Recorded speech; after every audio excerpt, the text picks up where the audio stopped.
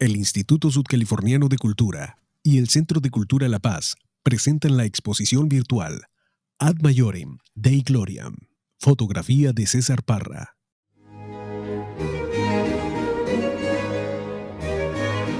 El 31 de octubre de 1517, Martín Lutero clavó en las puertas de la iglesia de Wittenberg 95 tesis que dieron inicio a uno de los movimientos políticos religiosos que más ha influido en el desarrollo cultural de Occidente. La Reforma nace en el contexto de un mundo en expansión, descubrimientos y colonización. Un mundo en el cual el humanismo como corriente intelectual se desarrollaba en las universidades. Lo iniciado por Lutero como una discusión acerca de la autoridad del Papa para perdonar las penas después de la muerte, derivado de los pecados cometidos en vida y de los abusos cometidos por la Iglesia Católica en la venta de indulgencias con el fin de obtener fondos para la construcción de la nueva Basílica de San Pedro. Pronto se convertiría, gracias a los conflictos entre el emperador del Sarco Imperio Romano, Carlos V, y los príncipes alemanes, en el cisma que derivaría en el cristianismo. La respuesta por parte de la Iglesia Católica se llamó Contrarreforma. Si bien el término podemos definirlo como un movimiento en contra de, o con características negativas, no fue infecundo en extensiones artísticas e intelectuales. El Concilio de Trento abarcó no solamente la respuesta a las 95 tesis propuestas por Lutero, sino que enfrentó de manera total las demás proposiciones impulsadas por los seguidores del reformador, la necesidad de los sacramentos, la validez de las obras para alcanzar la salvación, la importancia de la tradición apostólica en conjunto con las Sagradas Escrituras, la formación del clero, la veneración de las imágenes y reliquias, entre otros.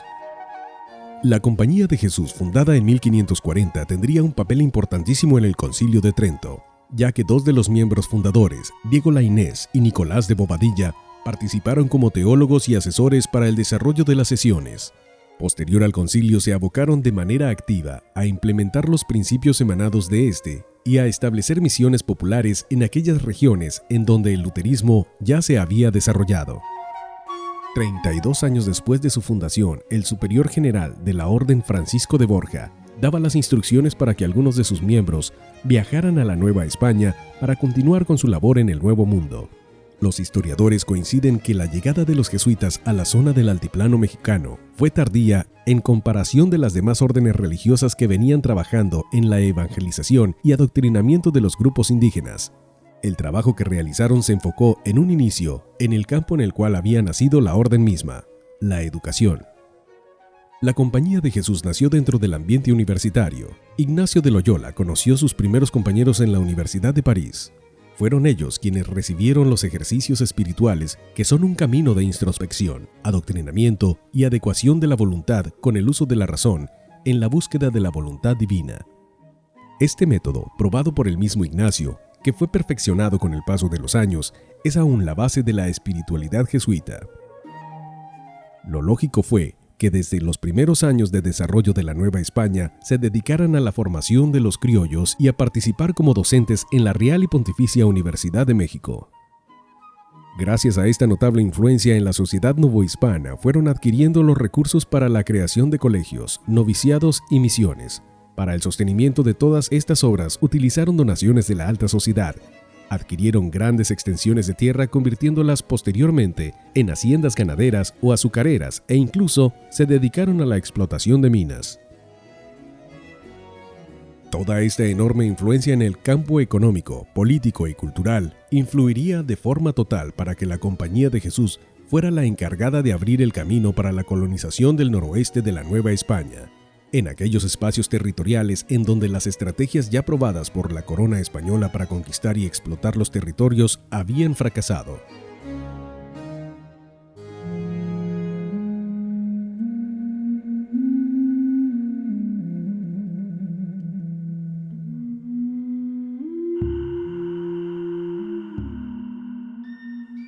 El noroeste fue un escenario totalmente diferente en comparación con el altiplano central.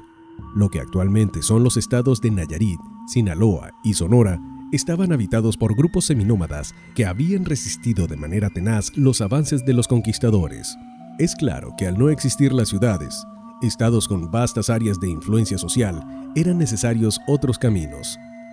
La estrategia fue el establecer un sistema de misiones y presidios a los márgenes de los ríos o cualquier recurso de agua disponible con el fin de permitir la permanencia de los misioneros en su sede e ir explorando y estableciendo visitas de misiones en las cuales el misionero enseñaba no solamente los principios del catolicismo, sino las actividades como agricultura y ganadería, cambiando con ello la forma de vida de los indígenas. A grandes rasgos, este fue el mismo sistema implementado en la península de California, ante los continuos fracasos desde las primeras exploraciones para establecer pueblos o asentamientos de manera permanente. Los jesuitas lograron la autorización de la corona para realizar una de las más grandes epopeyas de la humanidad. Así, sin más recursos que los que pudieran conseguir con sus propios medios, sin apoyo financiero de las autoridades novohispanas, pero con una visión y entusiasmo de hombres formados de manera rigurosa en las principales universidades del continente europeo, hambrientos de nuevos horizontes, hombres de fe y razón, exploradores, cosmógrafos, lingüistas, naturalistas, administradores, al final, soldados de Cristo y de la Iglesia, transformarían el paisaje y el devenir de este brazo desierto de las Indias.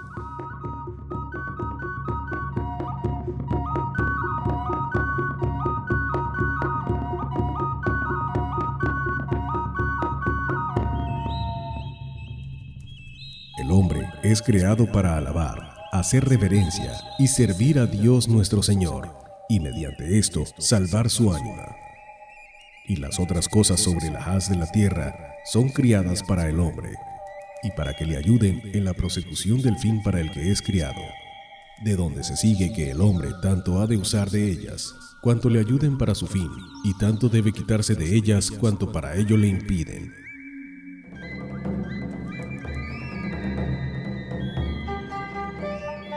Este texto con el que iniciamos forma parte de los principios de los ejercicios espirituales, cuyo autor fue Ignacio de Loyola.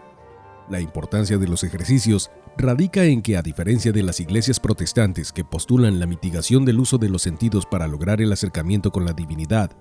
el catolicismo post-tridentino no solamente validó la utilización de las imágenes, sino que dotó al uso de otros elementos artísticos de legitimación como vehículo para acceder a las realidades espirituales. El barroco fue la respuesta de la Iglesia Católica ante el protestantismo, que tuvo en los dominios españoles características propias, aunque con lineamientos en lo general claramente definidos. A diferencia del continente europeo, en las colonias españolas de América no hubo contacto con las ideas reformistas, de tal manera que el arte no sirvió tanto como una respuesta, sino como un medio para educar a los fieles en un tiempo en el cual las personas no tenían acceso a los textos de la Biblia, y los actos de culto eran llevados a cabo en latín, de tal forma que la música, las imágenes, la arquitectura, las representaciones teatrales y las procesiones ayudaban a fomentar la visión de una iglesia presente en todos los acontecimientos tanto de la vida del hombre como del individuo y como sociedad.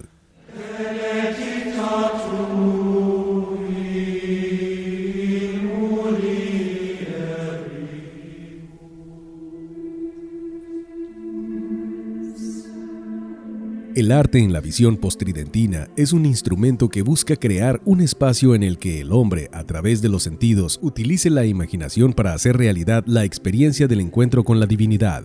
confrontando su realidad y adecuando su vida a un propósito. Todo lo dicho se concretiza de modo claro en el caso español, en la unión entre imágenes física y real, que el fiel contempla y las composiciones de su alma a partir de aquella, pero también, lo que es más importante para nosotros, en un perfecto y calculado ensamblaje de imágenes sacra y su adecuado locus, es decir, su expresión en un lugar apropiado. Retablo, capilla y ámbito del templo interior o exterior, para mover a la piedad, a la reflexión íntima, a la oración, al éxtasis religioso. En otras palabras, las imágenes en su loci, persuasivamente dispuestas y presentadas al fiel.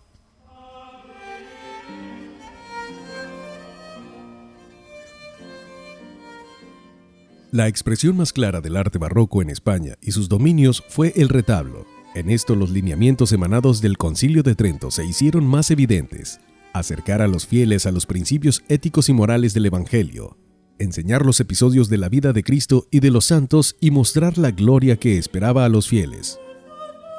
El acto litúrgico es en sí la continuidad de la liturgia intemporal. De ahí que la ampliación del estofado de imágenes talladas, el baño de oro sobre la madera y la inclusión de seres celestiales tiene como propósito la transportación de las personas al espacio de lo sagrado.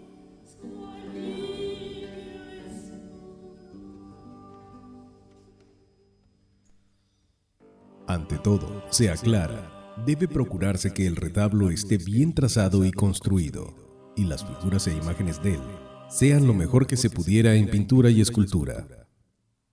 pues con ello se ha de lograr, lo cual resulta enteramente sintomático a todos los niveles, que mueva a devoción. Se continúa incidiendo en la convivencia de una deseable proporción del retablo respecto a la iglesia y capilla en cuestión, y en este preciso y propicio locus, las historias de los santos que en dichos retablos se hicieren no sean de figuras tan pequeñas y menudas que no se puedan conocer ni discernir por los que las miren, sino de tal proporción que de algo lejos se pueda conocer lo que son y lo que representan. En pro de ello, se recomienda que solamente haya un cuadro grande con la imagen o figura del misterio o santo titular. En caso de un mayor número de cuadros en el retablo, se insiste en que estos no sean pequeños, sino de grandeza competente. Existe entonces una delimitación de espacios entre lo sacro y lo profano, en donde el arte plasmado en elementos arquitectónicos, emblemas, símbolos, sirve como método de transmisión y reivindica la visión de la orden que lleva a cabo su labor en un espacio geográfico determinado.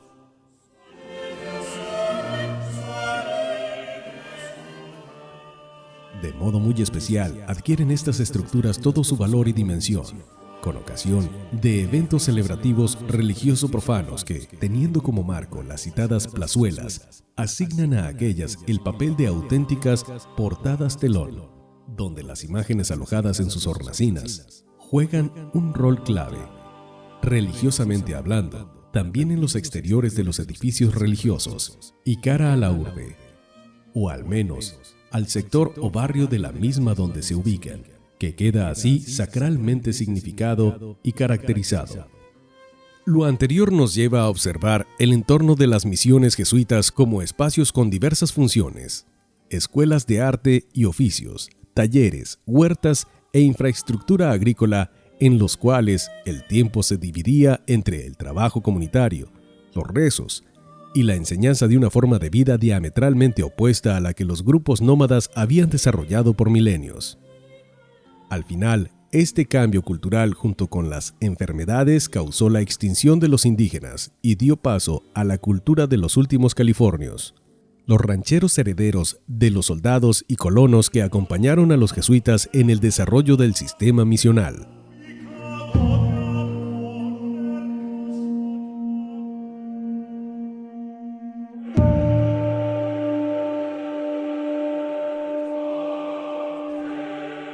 Ad Majorem de Gloriam es el nombre de la exposición fotográfica que tiene como objetivo mostrar a través de las imágenes el arte sacro de las misiones fundadas por la Compañía de Jesús en la península de Baja California, mismo que forma parte importantísima del patrimonio cultural de Baja California Sur y que nos ayuda a comprender la identidad de quienes habitamos en esta tierra. El nombre de la exposición corresponde al lema de los jesuitas y representa la motivación que estos hombres formados de manera rigurosa en el campo de la espiritualidad cristiana y en diferentes campos del saber humano, y nos permite situarnos en el espacio geográfico y temporal para comprender los enormes retos y la fuerza de voluntad que les permitió desarrollar un sistema de comunidades en un ambiente hostil y apenas explorado. Gracias a las fotografías de César Parra Olmedo, que cuenta con una sólida trayectoria como investigador, documentalista y promotor cultural a nivel nacional, podremos acercarnos a las manifestaciones del arte barroco que aún tenemos la oportunidad de contemplar en los sitios misionales abiertos al público y en el Museo de las Misiones Jesuíticas de Loreto. Las pinturas y esculturas, así como los elementos arquitectónicos, nos hablan de la mentalidad del siglo XVIII, en la cual los sentidos eran estimulados por colores y formas, por espacios, cuyas funciones era acercar a las personas a otras realidades. El desarrollo del sistema misional como proyecto humano estuvo lleno de luces y sombras, de enormes logros y fracasos, de vida y muerte. El propósito de esta muestra es acercarnos a la manera de pensar de los hombres que pensaron en hacer del espacio peninsular un reino separado de los vicios y males de la sociedad novohispana, una utopía que al final no pudo realizarse debido a la misma geografía y a la resistencia de los indígenas californianos. 323 años después, la herencia del proceso misional nos permite reflexionar acerca de aquello que nos identifica como sudcalifornianos, pero también acerca de los anhelos que nos unifican con la humanidad entera en aras del progreso y del pleno desarrollo humano. Agradecemos la generosidad del Instituto Nacional de Antropología e Historia, del Museo de las Misiones de Baja California y de la Diócesis de La Paz por permitirnos el acceso a los espacios y en la captura de imágenes para el desarrollo de esta actividad para la difusión del patrimonio cultural de Baja California Sur.